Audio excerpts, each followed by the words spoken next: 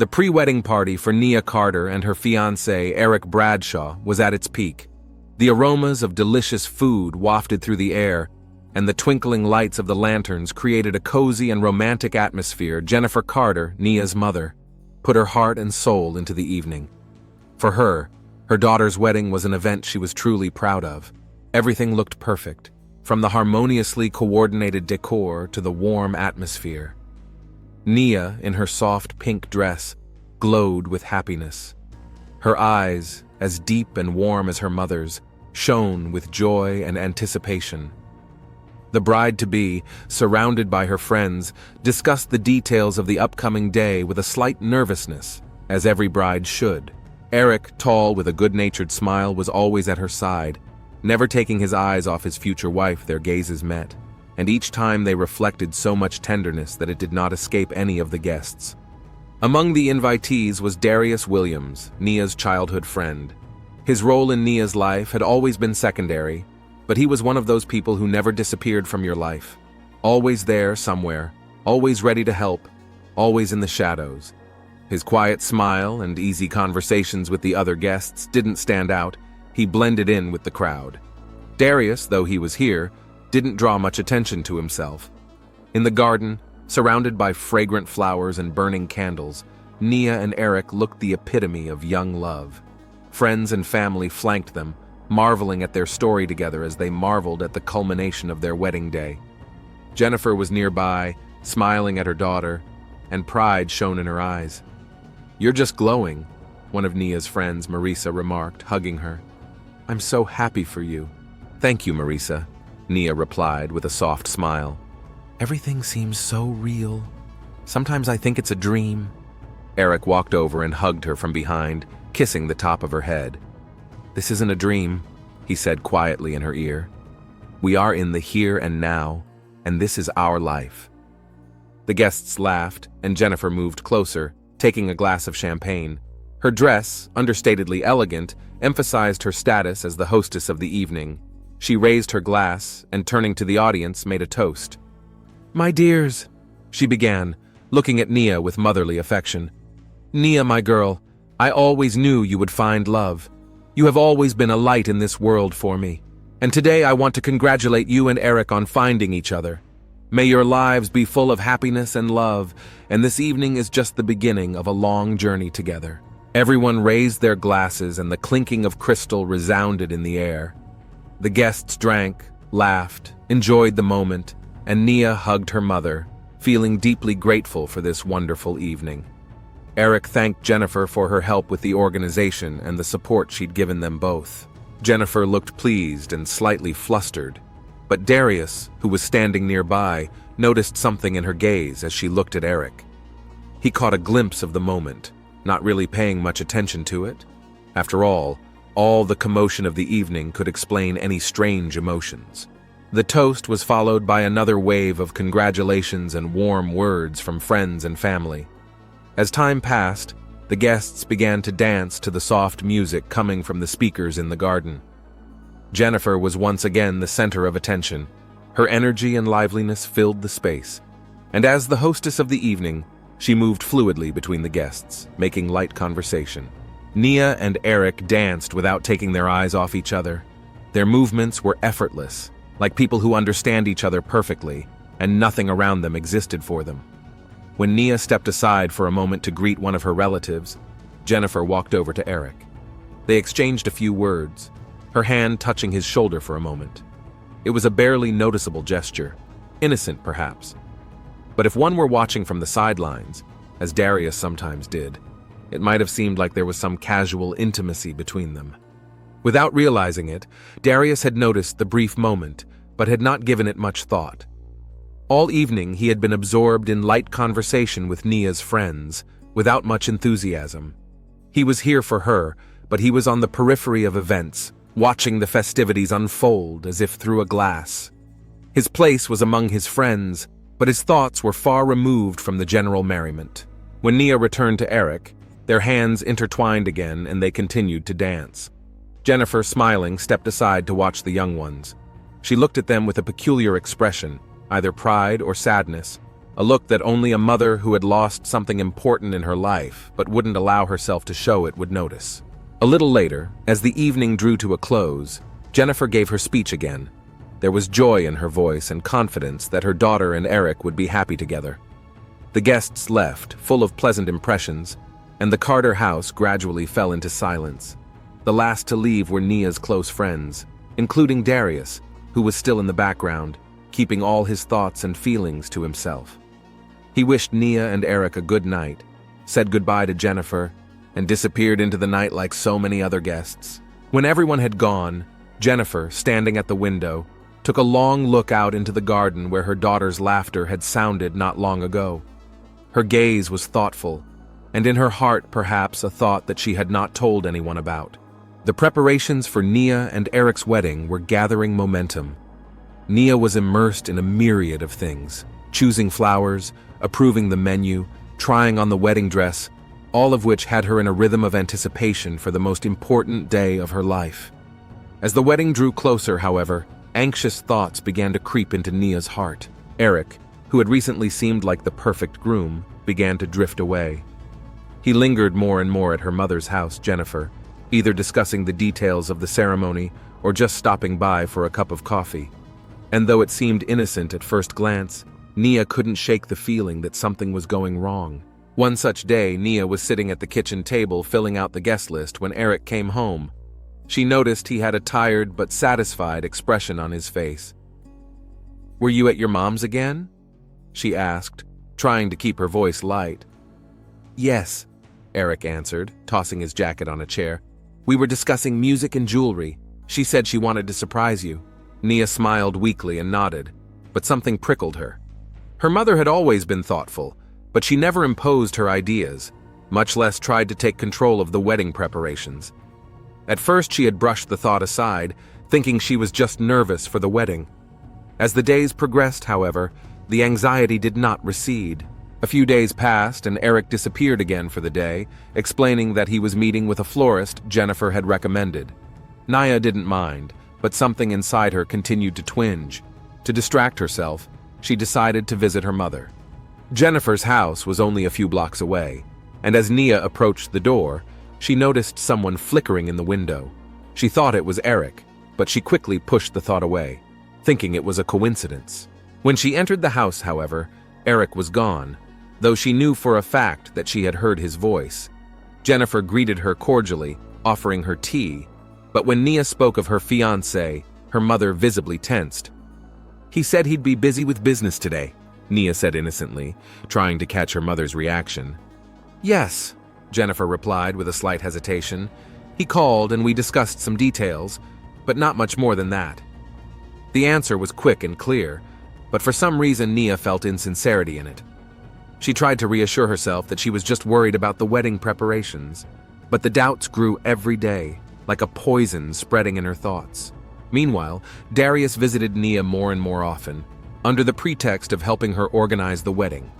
He was a quiet and caring friend, always ready to listen to her worries.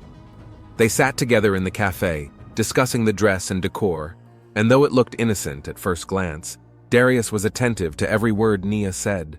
"Are you all right? You look tired," he said one day, as they sat on the terrace of a cozy Iowa restaurant. Nia nodded, taking a small sip of her coffee. Her gaze was directed somewhere in the void, her thoughts consumed with doubt. "Yeah, it's just..."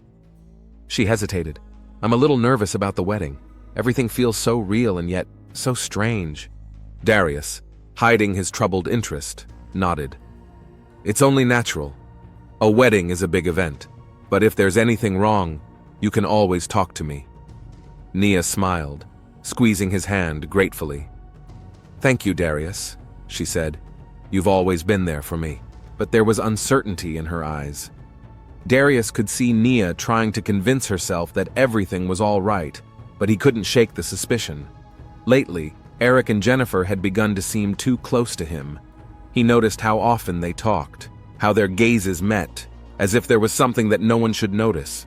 One day, Darius stopped by Nia's house to give her an album of photos she'd asked him to pick out for a wedding booklet.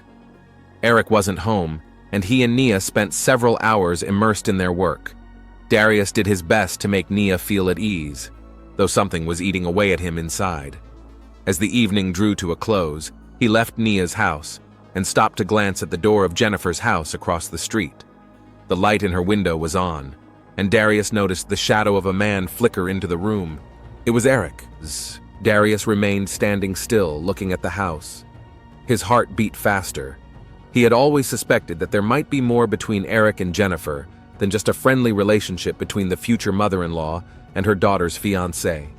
But now his speculation was beginning to turn into something more. A few days later, Nia tried again to convince herself that her suspicions were unfounded. She tried to focus on the pleasantries, trying on the wedding dress, choosing the wedding cake. However, whenever she saw Eric with her mother, her thoughts returned to the same thing. Their conversations became too personal, their touches too frequent. At night, when she and Eric went to bed, she tried to talk about it. "You've been spending a lot of time with your mom lately," Nia began cautiously, looking up at the ceiling. Eric, turning to her, smiled. "She just wants to help, Nia. You know how much she cares about you." Nia nodded, but the feeling of unease didn't go away. Eric kissed her cheek and looked away, sinking into his own thoughts. Something had changed between them, and she couldn't ignore it. At first, Nia decided not to dramatize the situation, but a few days later, she noticed again that Eric stayed at her mother's house for hours without any explanation. Meanwhile, Darius continued to watch them. He didn't say anything to Nia directly, but his suspicions about Eric and Jennifer increasingly fueled his hatred for his fiancée. Darius often took the time to help Nia with little things, and every time he saw her anxious, his own feelings became more intrusive. He felt it was his mission to protect her, even if she didn't see the danger herself. One evening, when Darius came to Nia's house again under the pretense of helping with preparations, they overheard Eric and Jennifer talking. In the silence of the house, their voices reached the room, and though the words were indistinct, Darius could feel the tension in the air.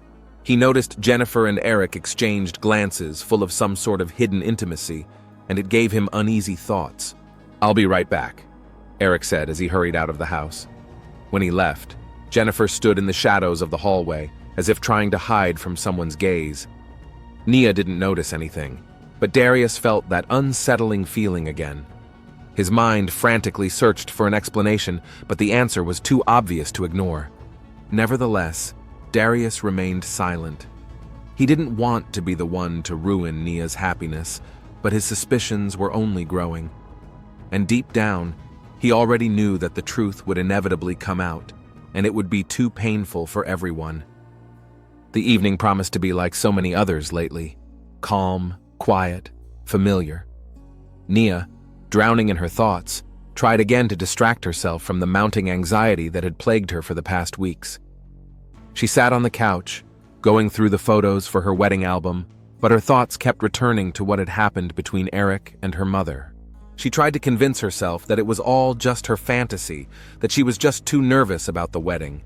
But the suspicions were becoming more and more apparent, and Nia could no longer ignore the fact that her relationship with Eric was beginning to cool, and Jennifer was starting to catch her eye too often around her fiancé. That evening, Eric again said he had to stop by her mother's house to discuss the final details of the wedding. This time, Nia decided to follow him.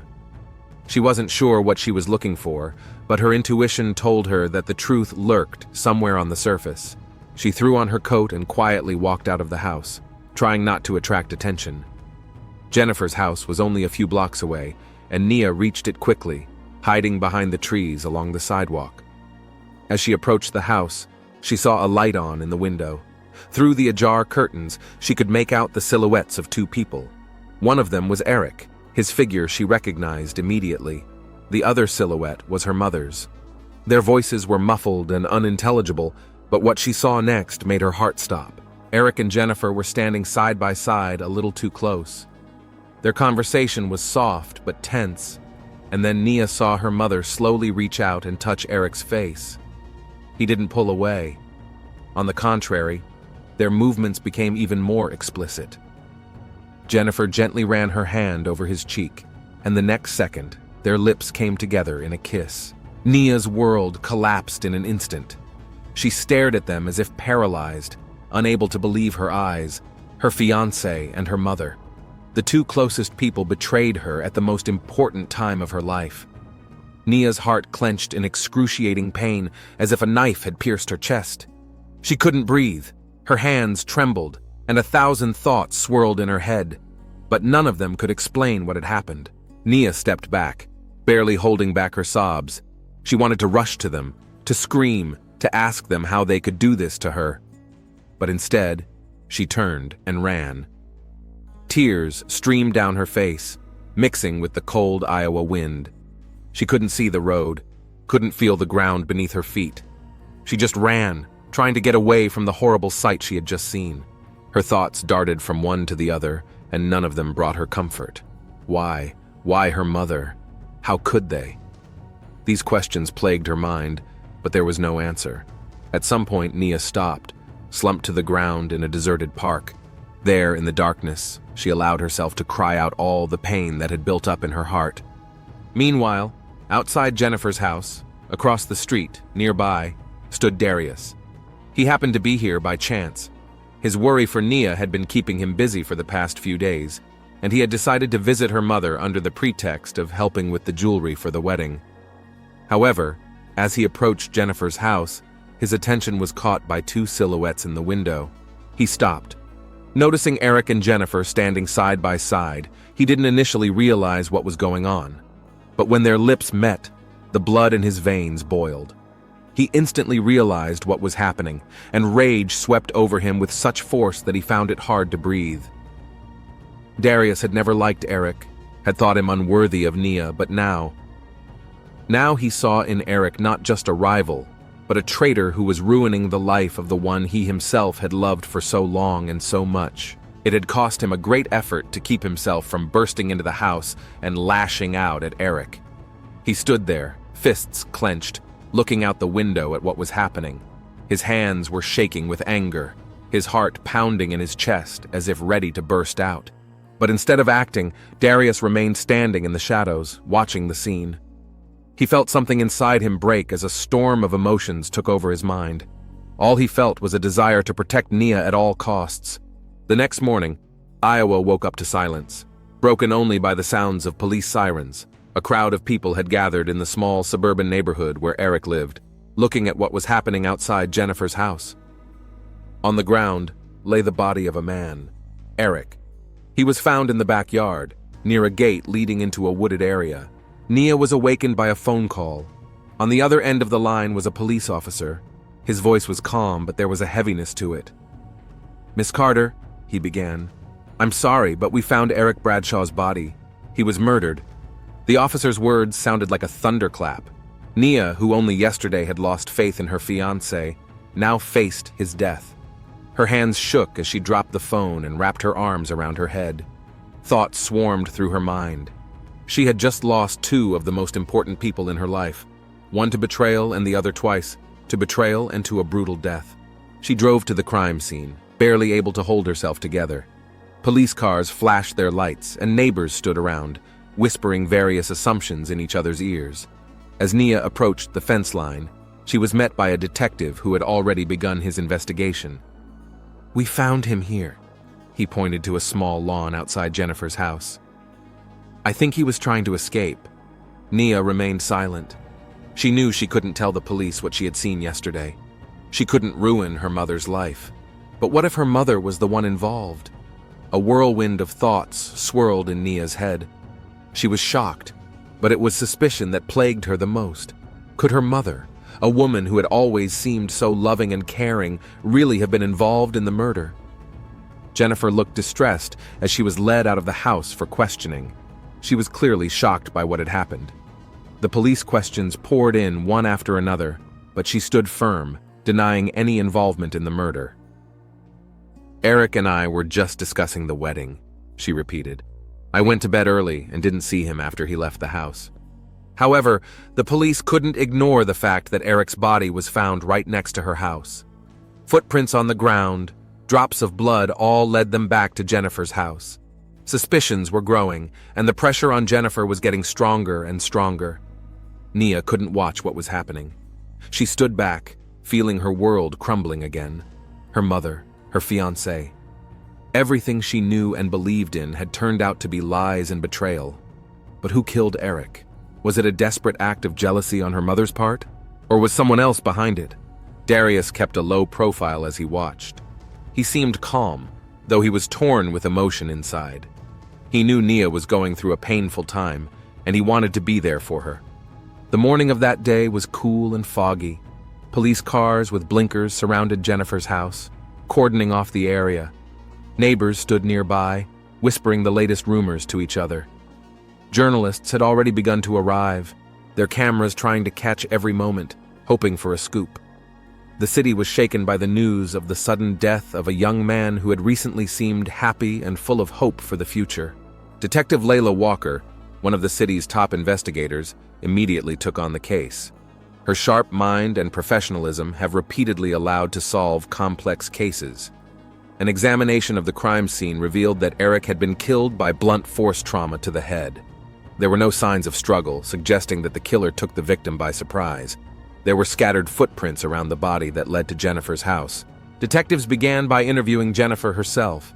She looked depressed and exhausted, but tried to hold it together. She claimed she had nothing to do with the murder, but her demeanor was too nervous not to arouse suspicion. "I don't know anything. I went to bed when Eric left," she said quietly, barely looking the detectives in the eye. Jennifer's words didn't inspire confidence, especially since Eric's body had been found on her property. What's more, when the forensics team had inspected the house, they'd found several marks that suggested there had been more than just a discussion about the wedding between Eric and Jennifer. But Detective Walker was in no hurry to jump to conclusions. She realized that the case wasn't as simple as it seemed at first glance. It was obvious that Jennifer was hiding something, but was it related to the murder? The police officers began a more detailed search of her home and found a few more things that piqued their interest. One of the police officers, while looking around the backyard, noticed small footprints near where the body had been found. These footprints clearly belonged to someone wearing shoes smaller than Eric's, but larger than Jennifer's. They indicated that someone else was at the scene, but the footprints were interrupted at the gate leading into the wooded area. That led the detectives to believe that the killer might have escaped that way, and now they needed to figure out who it might have been. Nia, meanwhile, was in a state of shock. Her world had completely shattered. She had lost not only her fiancé, but also her trust in her mother, who was the most important person in her life. Now she didn't know what to think. Could her mother have had anything to do with this? Could the betrayal have gone so far that she would have killed Eric to cover up her affair? The days passed and the investigation slowly progressed. The cops were scrutinizing the alibis of everyone at the pre-wedding party. All eyes were on Jennifer, and she remained under suspicion. But with each passing day, the evidence that could prove her guilt became less and less convincing. Detective Walker went over the evidence again and again, but something didn't add up. Her intuition told her that Jennifer wasn't the killer, despite the circumstances. Testimony from neighbors said that no one had heard any noise or screams that night. Video cameras on neighboring houses hadn't recorded anything suspicious, but the detective couldn't shake the feeling that the killer was still out there and he was closer than he looked. Meanwhile, Darius continued to be on the periphery of events. He had been Nia's friend since childhood, and while he never drew much attention to himself, his presence was constant. At first, he seemed like an ordinary friend, supporting Nia in her time of need. But Detective Walker, paying attention to everyone involved with Nia and Eric, began to wonder what this young man's motives were. She gathered data on Darius, his unassuming job, his quiet and calm demeanor, his lack of serious problems with the law. At first glance, he didn't seem suspicious. However, Walker decided that was too perfect. She started digging deeper and soon discovered something interesting. Nia and Eric's neighbors had noted that Darius visited them often, even when Nia was busy or absent. He always seemed overly involved in her life, even though he wasn't related to her. It didn't seem strange at first. People have remained close friends since childhood. But the more the detectives talked to people around them, the more details surfaced that could point to Darius's hidden feelings for Nia.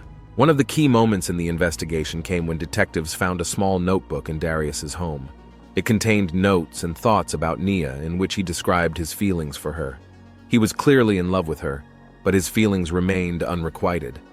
Some of the notes even seemed obsessive.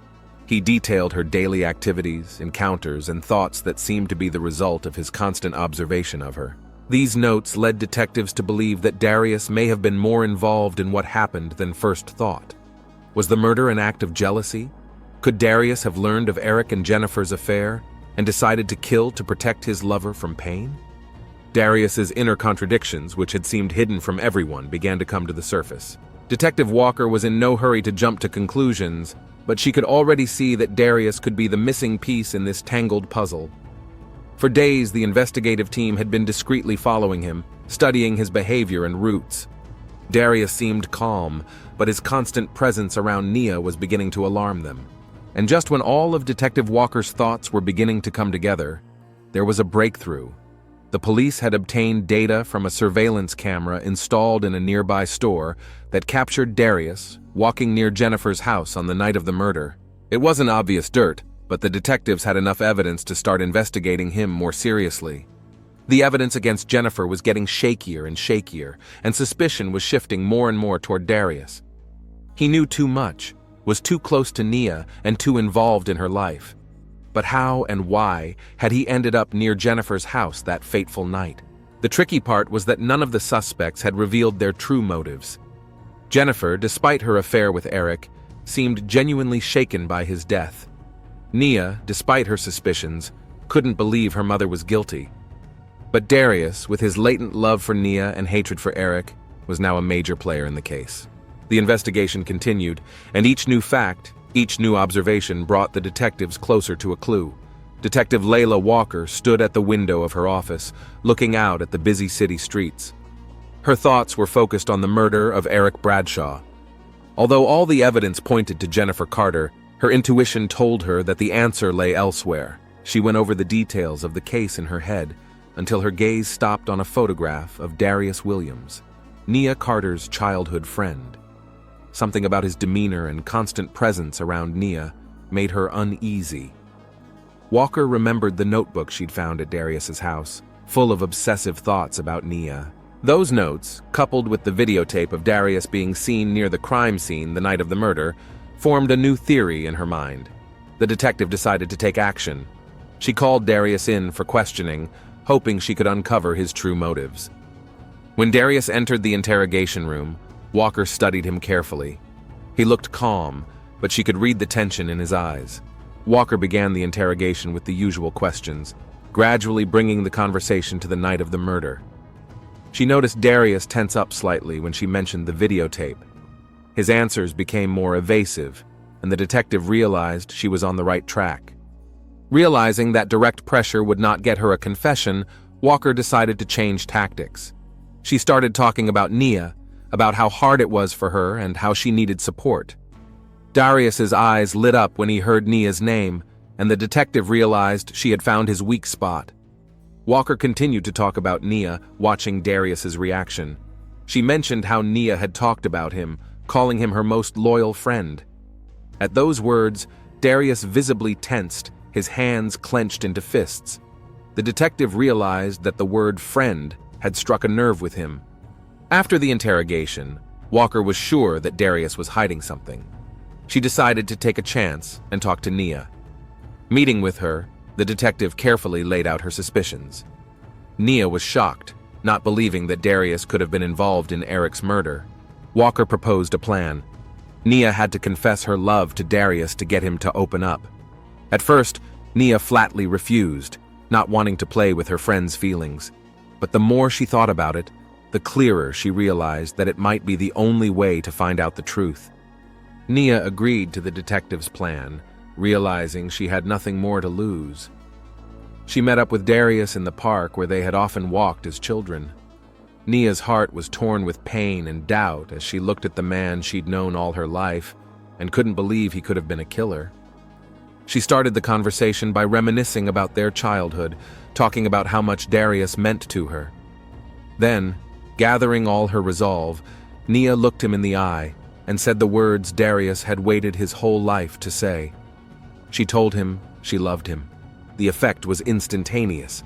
Darius's face lit up with happiness, his eyes filled with tears. He grabbed Nia's hands, kissing them, and began to speak. The words poured out of him as if the dam that had held them back for years had finally broken. Darius spoke of his years of love for Nia, how he had always been there for her, watching over her, protecting her. He talked about how he hated Eric, thinking him unworthy of Nia, and then he began to talk about that fateful night. Nia listened, breathless, as Darius described how he'd followed Eric, how he'd seen him leaving Jennifer's house. He described how he had decided that the only way to protect Nia from the pain of betrayal was to eliminate Eric. Darius described how he waited for Eric with the bat, hiding in the shade of the trees. When Eric walked by, Darius jumped out and struck. He spoke of it as a heroic act, certain that he had saved Nia from a terrible fate. Nia listened to his confession with growing horror. She couldn't believe that the man she considered her best friend could have committed such a brutal crime. Her heart ached with pain and betrayal. When Darius finished his story, he looked at Nia with hope and love. But instead of the gratitude and understanding he expected, he saw fear and disgust in her eyes. At that moment, reality came crashing down on him. He realized that his heroic act had destroyed everything he wanted to protect. Detective Walker, who had been watching the scene from a distance, quickly approached and arrested Darius. He did not resist, still in shock at Nia's reaction. As he was led away, he continued to stare at Nia, not realizing how his plan could have turned out so horribly. Nia was left standing in the park, feeling her world crumbling again. Not only had she lost her fiancé, but also the friend she had trusted her whole life. Tears streamed down her face as she realized the magnitude of the tragedy that had played out around her. Detective Walker, finished with the arrest, returned to Nia. She understood what the young woman was going through and offered her support. Nia was grateful for the concern, but felt she needed time to process everything that had happened. Back at the station, Walker reflected on the case. She was satisfied that the killer had been found, but felt bitter about the way things had turned out. The case had shown her how destructive obsession and unrequited love could be. In the days that followed, news of Darius's arrest shook the entire town. People couldn't believe that a quiet and inconspicuous young man could commit such a brutal crime. Many people sympathized with Nia, understanding the pain she was going through. Jennifer Carter was cleared of suspicion, but her reputation was severely damaged. Her affair with Eric became public, and many condemned her for betraying her daughter. She tried to talk to Nia, to explain her actions, but Nia wasn't ready for that conversation. Nia felt devastated. She had lost everything she held dear: her fiancé, her mother, her best friend. She felt like she would never be able to trust anyone again. She spent her days locked in her room, trying to make sense of everything that had happened. Detective Walker continued to work on the case, preparing all the necessary paperwork for court. She often thought about Nia, about how one crime could ruin so many lives. Walker hoped that in time, Nia would be able to recover from this trauma and find the strength to move on with her life. Darius was in jail awaiting trial. He still could not fully comprehend the consequences of his actions. In his mind, he was still the hero who had saved his beloved from betrayal. He wrote letters to Nia, trying to explain his motives, but she didn't respond. The city was slowly returning to normal, but this case left a deep mark in the hearts of many people. It was a warning of how far a person blinded by jealousy and obsession could go. For Nia, the long road to healing had begun. She realized that she had to relearn to trust people, to rebuild her life. It wasn't easy, but she knew she had to find the strength to move forward. Detective Walker, as she finalized the case, often returned her thoughts to this story. She thought about how easy it was to lose sight of the true culprit while focusing on the obvious suspects. This case had taught her to always trust her intuition and not overlook even the smallest details. In the end, the case became one of the most memorable of Walker's career. It showed her how complex and unpredictable human relationships can be, and how important it is to be attentive to those around us. For the residents of a small town in Iowa, the story was a warning that even the quietest places can harbor dark secrets. It taught them to be more considerate of each other, to value true friendship and love, and not to let jealousy and resentment cloud their judgment. Nia, Jennifer, and Darius all fell victim to their own mistakes and weaknesses. Their story was a tragic reminder of how important it is to be honest with yourself and others, and how destructive lies and betrayal can be. While Darius awaited trial in a jail cell, Nia began the slow process of rebuilding her life. She knew she had a long road ahead of her, but she was determined to overcome this tragedy and find new meaning in her life.